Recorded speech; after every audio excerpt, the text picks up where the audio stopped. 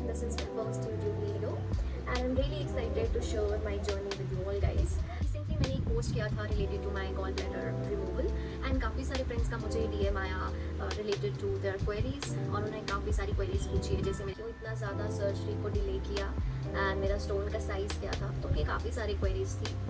जब मुझे स्टोन थी तो मैं भी उस टाइम काफ़ी सारी वीडियोस देखती थी डेली कि मुझे कहीं से थोड़ा इंस्पिरेशन मिले कि मैं भी जाके अब सर्जरी करवा लूँ फाइनली। इसी वजह से मैं आप लोगों को भी एक वीडियो बनाना चाहती हूँ कि मेरी जर्नी आप लोगों की कहीं ना कहीं काम आए। मैं आप लोगों की प्रॉब्लम बहुत अच्छे से समझ सकती हूँ बिकॉज वो मेरे साथ भी हुआ है और जब ये मेरे साथ हुआ था तो मैं भी बहुत ज़्यादा परेशान रहती थी। मेरी सर्जरी को ऑलमोस्ट 1 ईयर हो गया है एंड मैं आप लोगों के साथ सारी की सारी जर्नी शेयर करने वाली हूँ। आप लोगों की मैं सबसे बड़ी मिसअंडरस्टैंडिंग की क्लियर कर देती हूँ कि gall stones and kidney stones are same. तो जब मुझे डीएम्स आ रहे थे तो काफ़ी सारे फ्रेंड्स ने ये भी बोला कि यार तू तो पानी पीकर बियर पीकर ये सब चीज़ें खाकर भी ठीक कर सकती थी, but it's not possible because दोनों स्टोन्स में बहुत ज़्यादा डिफरेंस होता है। आप किडनी स्टोन को ट्रीट कर सकते हो बहुत डिफरेंट मेथड से, बट जो गॉल स्टोन्स होती है उसका सिर्फ एक सॉल्यूशन होता है, आपको गॉल ब्लैडर रिमूव करना पड़ता है। अब आप लोग ये सोच रहे होंगे कि मुझे स्टोन का पता कैसे चला। सो इट वॉज 2023 जब मैं फर्स्ट अल्ट्रासाउंड करवाने गई एंड मुझे अल्ट्रासाउंड करवाना था बिकॉज मुझे स्टेटस जानना था एंड डॉक्टर ने सजेस्ट किया था कि आप पीसीओडी के लिए अपना एक अल्ट्रासाउंड करवा लेना एंड उससे आपको पता लग जाएगा बेसिकली कि आपका क्या स्टेटस चल रहा है। एंड मैं उसी को करवाने के लिए बेसिकली डॉक्टर के पास गई थी एंड बेसिकली डॉक्टर ने बाय मिस्टेक मेरे लोअर एब्डोमेन की जगह होल एब्डोमेन का अल्ट्रासाउंड कर दिया एंड उसके बाद उनको डिटेक्ट हुआ कि मुझे गॉल स्टोन्स है। एंड जब मुझे डॉक्टर ने बताया कि मुझे गॉल स्टोन है तो I was really shock because मुझे स्टोन्स है एंड मुझे ही नहीं पता है एंड मुझे कोई पेन भी नहीं था, सच कोई पेन नहीं था, मुझे एक दिन भी पेन नहीं हुआ उस स्टोन का।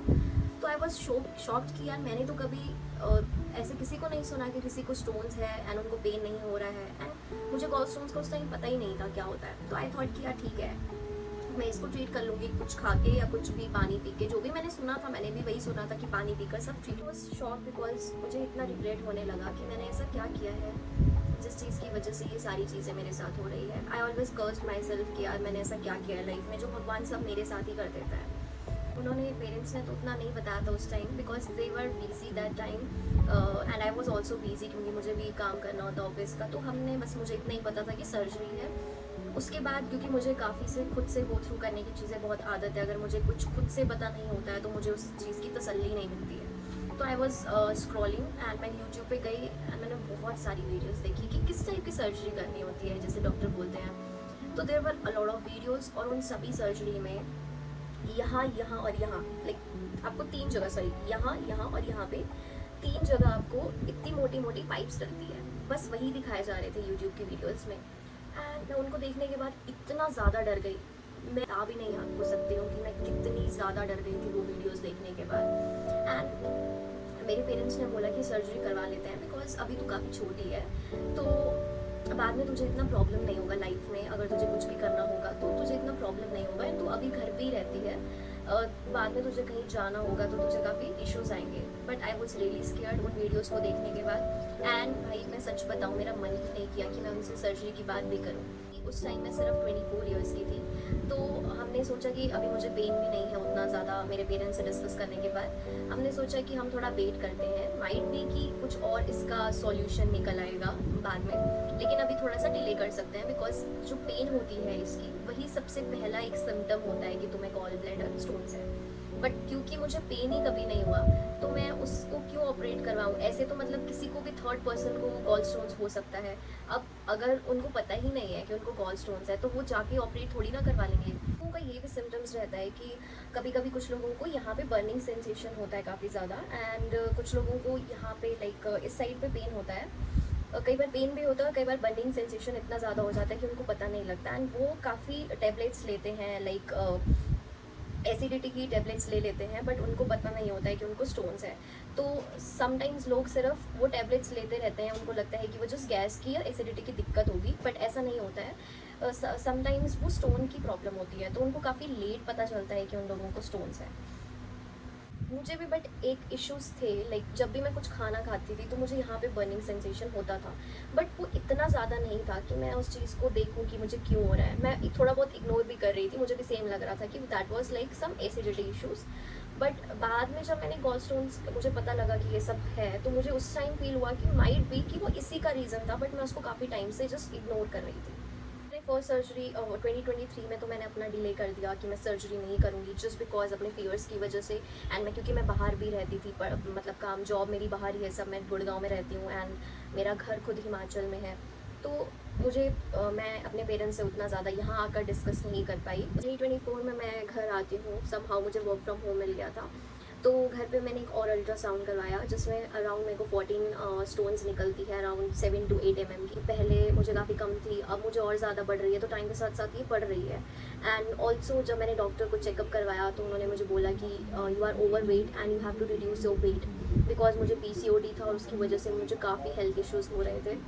एंड मैं बहुत ज़्यादा डर गई थी उसके बाद कि यार अब मुझे सर्जरी शायद करवानी ही पड़ेगी। मेरे वो सुनने के बाद मुझे बहुत ज़्यादा शॉक लग गया और मुझे लगा कि यार मैं लाइफ में क्या कर रही हूँ।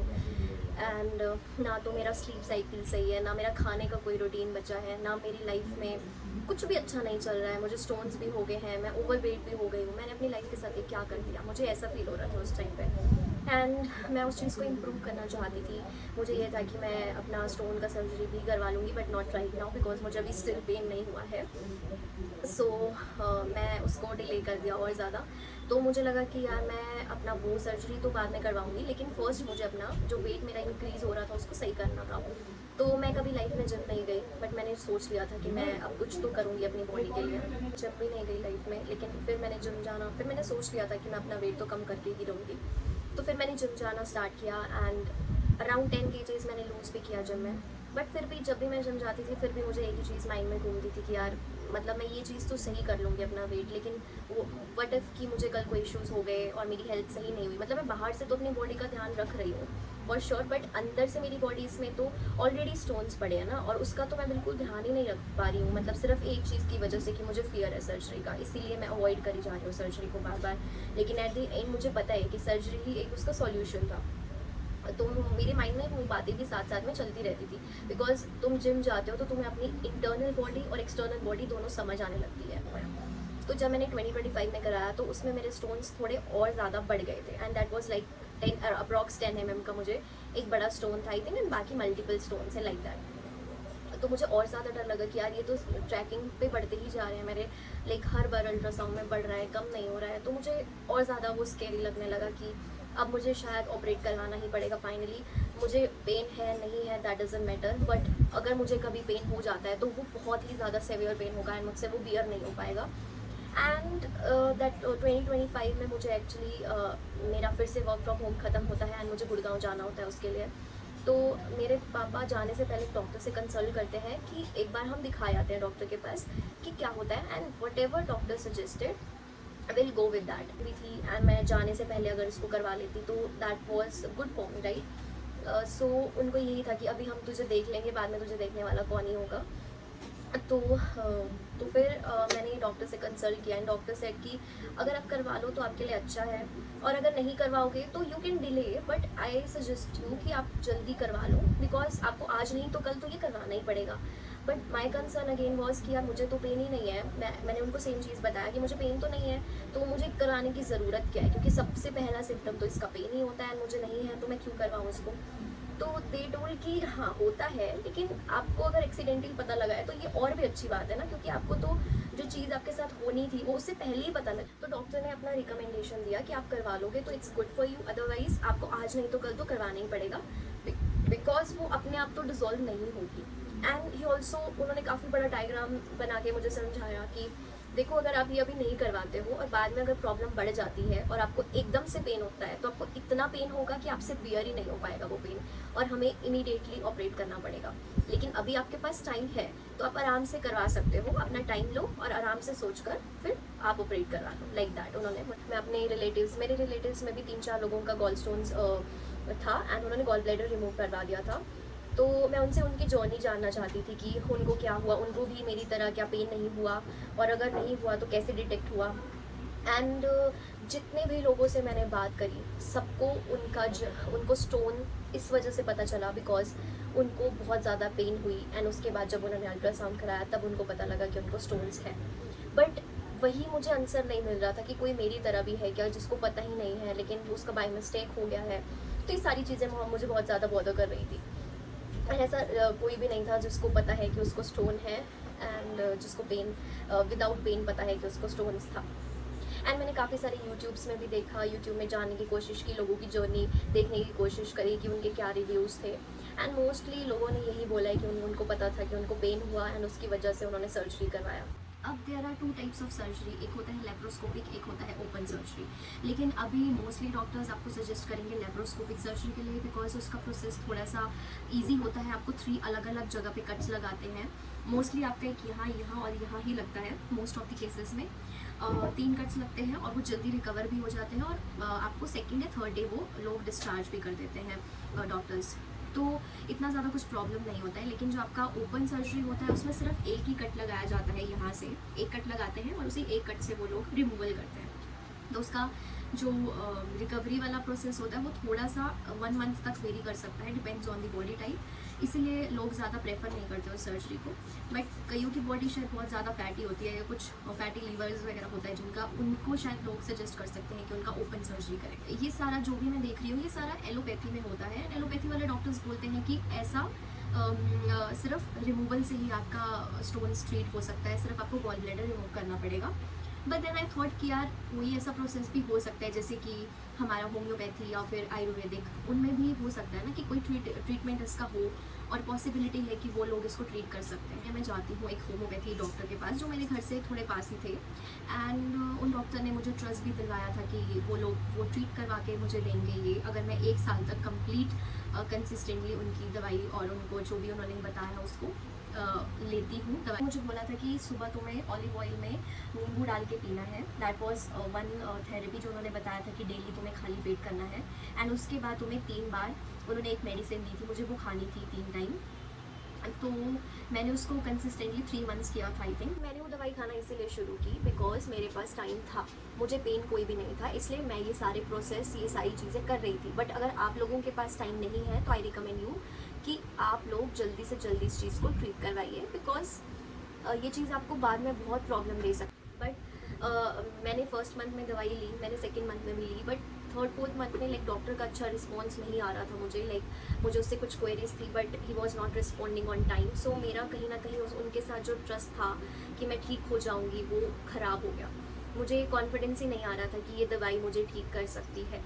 तो दैट लैक ऑफ ट्रस्ट मुझे फिर से ड्रॉप हो गया एंड मुझे ये सोचने पे वो कर दिया कि यार मैं इतना ज़्यादा ओवर थिंक कर चुकी हूँ ऑलरेडी एंड मैं गिव अप करना मैंने धीरे धीरे शुरू कर दिया था कि अब यार ठीक है, अब मैंने इतना सोच लिया तो मैं अपने माइंड को थोड़ा थोड़ा प्रिपेयर कर लूँ कि मुझे सर्जरी ही करवानी पड़ेगी। एंड मैंने अपना पूरा माइंड बना लिया कि मुझे ऑपरेट करवाना है। एंड मैंने काफ़ी सारी अगेन वीडियोज़ साथ साथ में ये भी देखी कि जो भी मुझे मेडिसिन मिली है उसका कुछ रिव्यू किसी ने किया है क्या यूट्यूब में। एंड काफ़ी सारे लोगों ने रिव्यू किए थे काफ़ी अलग अलग आयुर्वेदिक और होम्योपैथी के प्रोडक्ट्स, और उन्होंने ट्रस्ट भी दिलवाया था कि वो अपने प्रोडक्ट से बिल्कुल ट्रीट करते हैं लोगों को।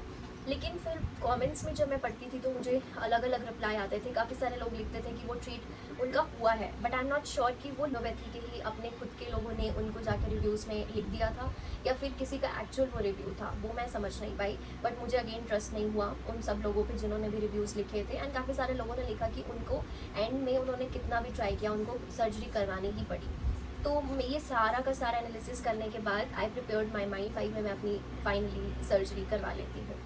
And this was my complete journey, मेरी सर्जरी तक की ये जर्नी है। एंड मैंने आपसे सब कुछ ऑलमोस्ट शेयर किया है।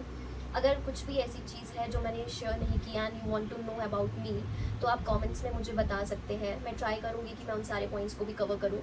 एंड जो भी जर्नी मेरी आफ्टर सर्जरी थी और सर्जरी के डे पे मेरे साथ क्या क्या हुआ, मुझे कौन सी मेडिसिन डॉक्टर ने रिकमेंड करी और कब मुझे डिस्चार्ज हुआ, वो सारे का सारा मैं पार्ट 2 में कवर करने का ट्राई करूँगी।